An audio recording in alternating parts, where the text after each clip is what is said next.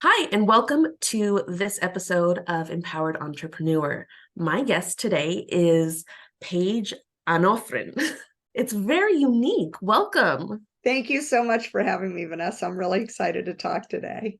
Why don't you tell us a little bit about yourself? So I'm based in Cambridge, Massachusetts, which is right outside of Boston, and I run a marketing business that I started about 22 years ago. But I started my marketing career in big corporate jobs, working for companies like Procter & Gamble and Coca-Cola, big brands, big budgets. And then when the internet started kind of taking off, I left my big corporate job to go run marketing for an internet startup out in Los Angeles, in Santa Monica.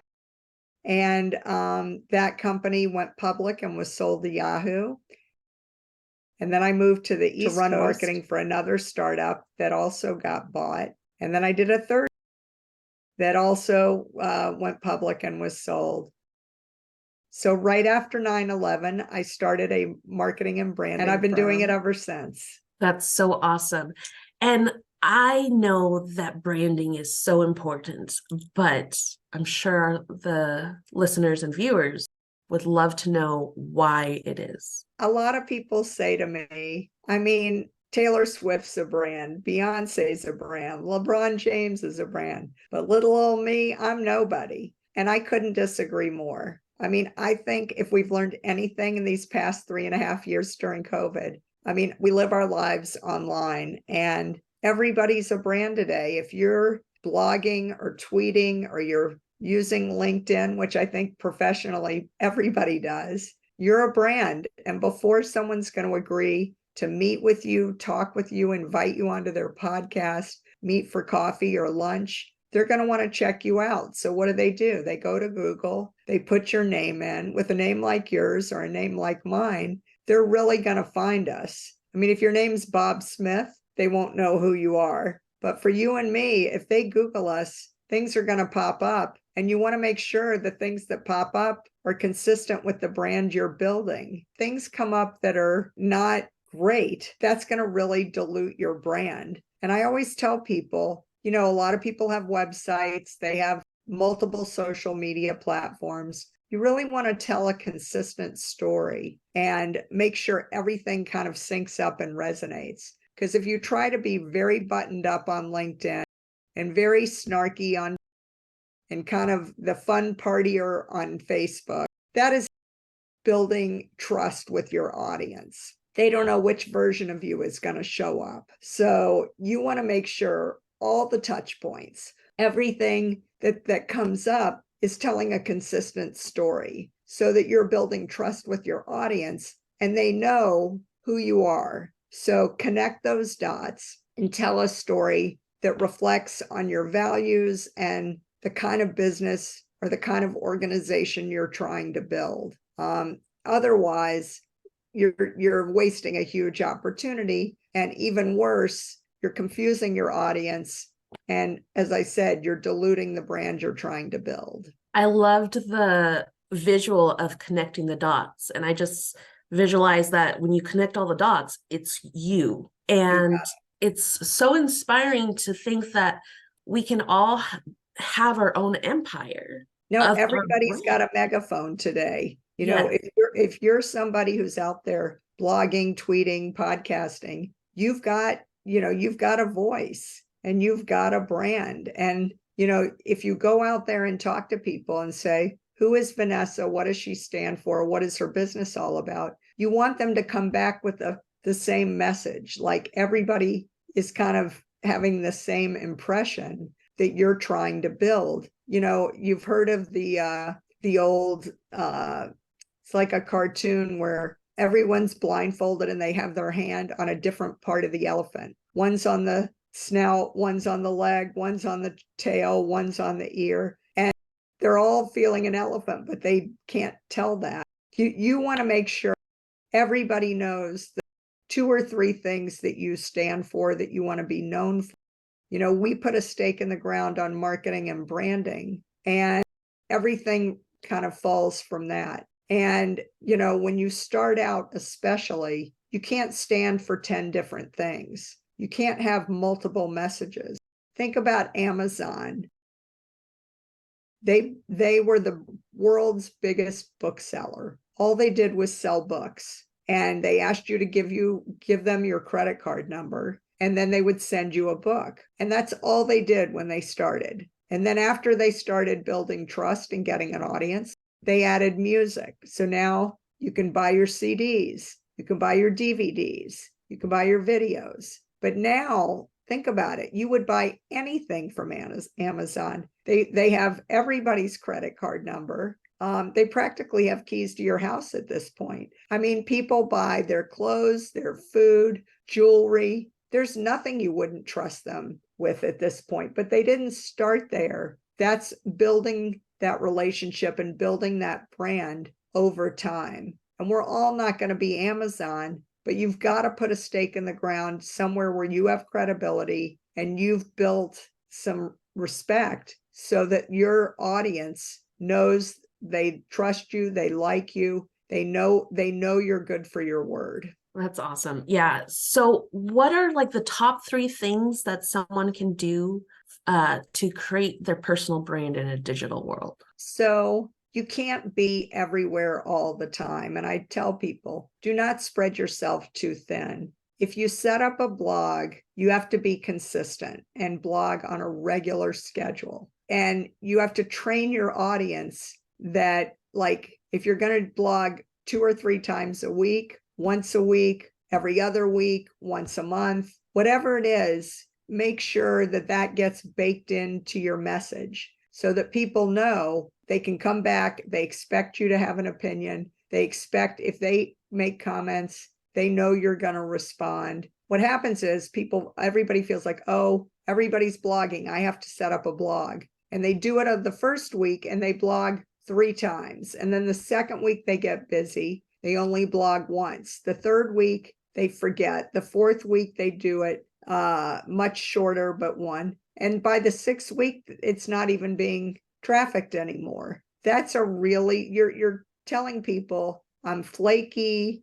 You can't count on me. That's not building trust with your audience. Or newsletters, the same thing. If you want to do a weekly, bi-weekly, monthly, quarterly newsletter, it doesn't matter what you pick, but stick to it. Because if you're not going to be consistent and it's too big of a commitment, what I always tell people is don't set up your own blog. You should be contributing to other blogs that are very popular, that draw a lot of traffic. And why don't you be that consistent voice in your category, in your industry, and make sure you have a signature at the bottom of all your comments. And that way, you don't have the pressure of setting up the blog every few days or every few weeks. You're the one that everyone in your category or industry says, every time Vanessa makes a comment, it's so smart. She is spot on. I love her perspective. And then they look in the signature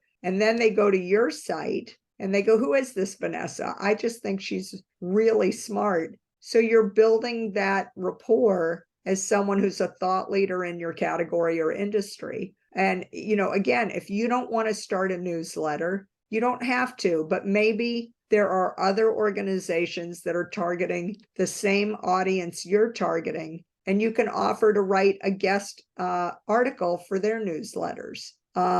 So that's a completely good response. You don't have to do it yourself and do all the heavy lifting. Partner with people and, form alliances and partnerships with people that you respect, that target the same audience you target, and that, it's a win-win. They want contributions from people who are smart and thoughtful, and you don't have to do all the heavy lifting yourself. So that's a big one, because that just builds your brand. And again, if you're an expert or a thought leader in your industry, you're meeting other people by contributing to well-trafficked blogs or other people's newsletters. That is a perfect opportunity to build relationships. Absolutely. So for future collaborations. Yeah. Absolutely. And like I said, you really can't stand for more than a couple of things. So figure out what matters most to your audience If you need to do a little research, you can do Zoomerang or SurveyMonkey and ask people. You can do what I like calling a listening tour. The politicians go on these listening tours all the time, but you can go out and talk to people, offer to buy them lunch or a cup of coffee and say, what's on your mind? How could a company like mine help you? What kind of services do you need? What kind of products are you using? Where are there opportunities? Who's doing it well? Who's not doing it well? Do some market research so you know that your audience has needs that you can help them fill. And then you build the brand that makes sure that when they need your product or service, they think of you first. That's the real estate you want to own in their brain. But you don't know unless you ask. And I think a lot of people, they talk to their neighbors, their friends, their spouse, their family. If that's not your target audience, it doesn't matter what they think.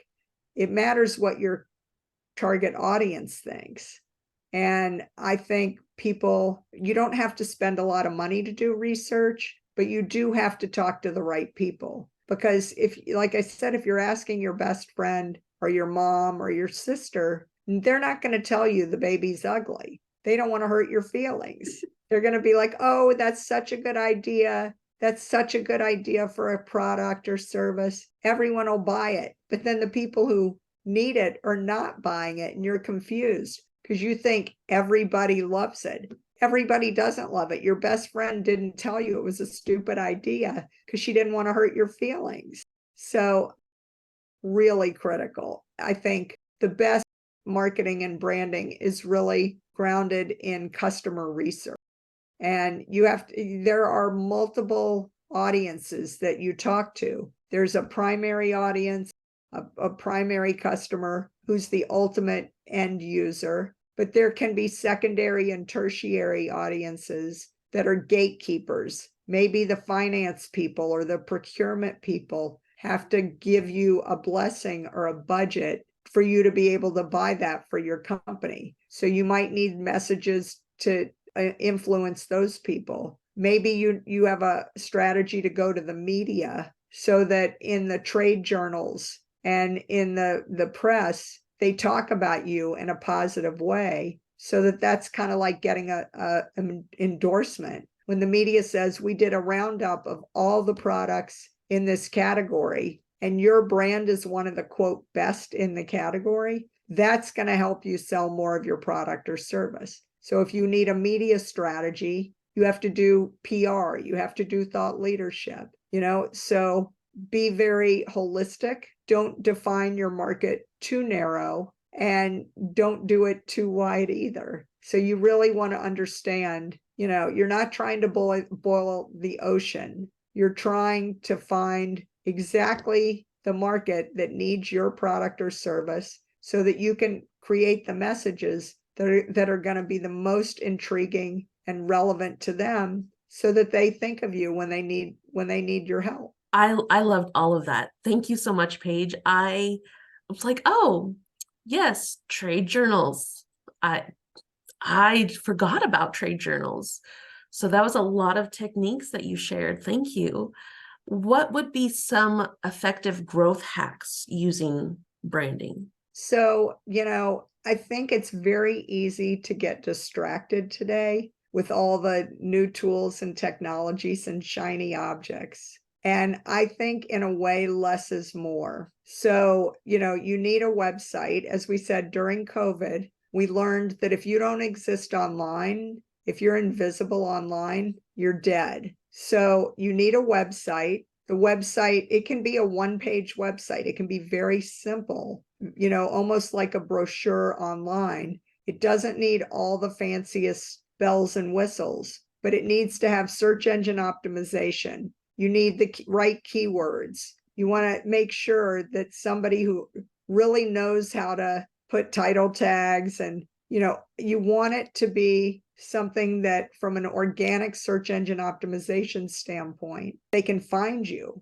So that is key. As I said, you don't have to spend bajillions of dollars to break through. But you do need to figure out kind of with your audience, what is going to be the most compelling to them. I always tell people, you don't need to be on every platform. Just pick the ones that are the most authentic to you. If you like LinkedIn, absolutely. LinkedIn's a great platform. It lends itself for a professional service firm like mine. It's wonderful because you can put your profile up, and you want to make sure that your summary is strong, that you've got a nice headshot, that you have the right messages, and you can do a lot of content marketing and thought leadership and publish a lot on LinkedIn, which again gives you credibility. But if your customers are not looking for you on Facebook, you really, you can do it to share pictures with the grandparents and the grandkids, but that's not going to be a professional platform for you unless that happens to be your audience. But in my case, I don't spend any time on Instagram or Pinterest or Twitter X because my clients are not looking for me there. So, make sure you focus where you're going to be the best version of yourself. LinkedIn is really the one that matters most for me and a lot of professional service firms. So what would someone need to do to find where their audience is? So again, who are your biggest competitors and what are they doing? Who's doing it great? Do your market research, do your Survey Monkey and your Zoomerang. Again, you can ask 10 questions. When you're looking for a product like I sell, when you're looking for a service that I offer, where do you go? Who do you talk to? What journals, do you consult? There are a lot of blogs out there. There are a lot of trade journals out there, but some of them are more critical than others. Who are the people that you trust, that you go to and say, if I'm going to buy an X, I'm going to check it out in these 3 places. There could be a blogger that you want to, or an influencer. If it's lipstick, maybe you want to see what the Kardashians are wearing. If it's a computer, something related to hardware or software, you may want to look at, what the Microsoft guys or the Apple folks, and so you're going to look at a lot of the more mainstream technology trades and websites. What about Consumer Reports? Is that something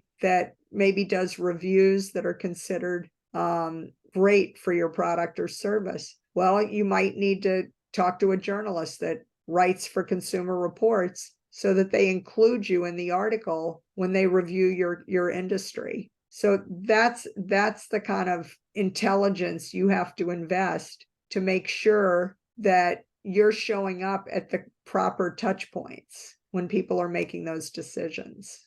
So much great information. Thank you, Paige. Do you have a final thought for the audience? Well, another thing that I think really helps people stand out is to have a great name for your business or your product or service, and a great tagline. And we do a lot of work with clients to help them stand out versus their competition and own real estate in their customers' minds. My company is called Mavens Moguls, which definitely stands out. We looked at a lot of different names. Some were very serious and quite boring, frankly. But if you're going to do branding and marketing, having a boring name for a company doesn't really help. You want to stand out. You want to show your clients you're very creative and you're fun and you can break through the noise and be memorable. So when we came up with a bunch of names and we tested them over the online research tools like SurveyMonkey and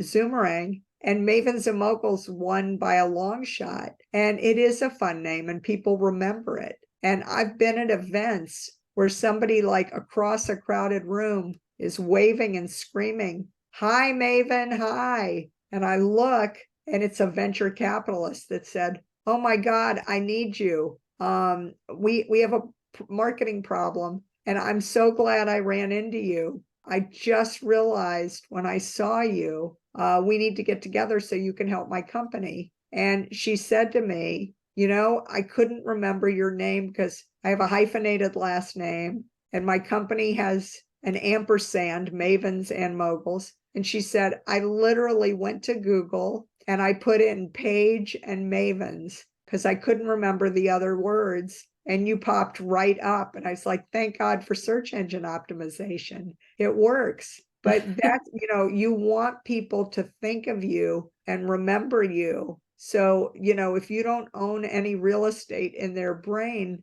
you're invisible. So, our tagline is because marketing matters. So we put a stake in the ground on the marketing front. But the truth is we can help with a lot of business problems. But if you've got a marketing problem, I want you to think of me first. So again, that's a bit of a hack because you can't be everything to everybody. You've got to stand for something so that you get a first line of defense. If they don't think of you, you're not going to get the business anyway. So carve out a niche that you have a great story, own that niche. And then once you get your nose under the tent, once you're working with them, other things can come up, but you already have that relationship. So now they can talk to you about other things, but you've got to get that relationship started somewhere fast. So start where your strengths are. Thank you so much, Paige.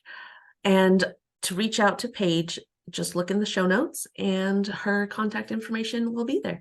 Thank you so much, Vanessa. It's been so fun chatting with you today.